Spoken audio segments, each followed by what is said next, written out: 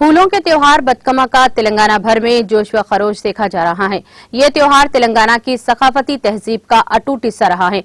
मुत्तहदा आंध्र प्रदेश की तकसीम के जरिए तेलंगाना को रियासत का दर्जा दिए जाने के बाद से इसको सरकारी तौर पर हर साल काफी धूमधाम के साथ मनाया जा रहा है। रियासती दारुल हुकूमत हैदराबाद समेत अजला में ये 9 रोजा त्योहार खवातीन की जानिब से बड़े पैमाने पर मनाया जा रहा है। इस त्योहार के मौके पर खवातीन और लड़कियां थाल में फूलों को सजाती हैं। इस थाल में थोड़ी सी हल्दी भी डाली जाती है और खवातीन इसके अतराफ घूमते हुए तालियां बजाकर बतकमा का गीत गाती हैं। बताया जाता है कि तेलंगाना में काकतिया दौरे हुकूमत से खवातीन और लड़कियां ये त्योहार मनाती आ रही हैं, जिसका मकसद अपने शौहरों की सलामती के लिए नेक तमन्नाएं हैं जो जंग में मसरूफ होते थे। ताहम तेलंगाना को रियासत का दर्जा दिए जाने के बाद बड़े पैमाने पर यह त्योहार मनाया जा रहा है और इसको रियासती त्योहार का नाम भी दिया गया है। हर साल रियासती हुकूमत की जानिब से इस सिलसिले में फंड्स जारी किए जा रहे हैं ताकि इस त्योहार को बड़े पैमाने पर मनाया जाए।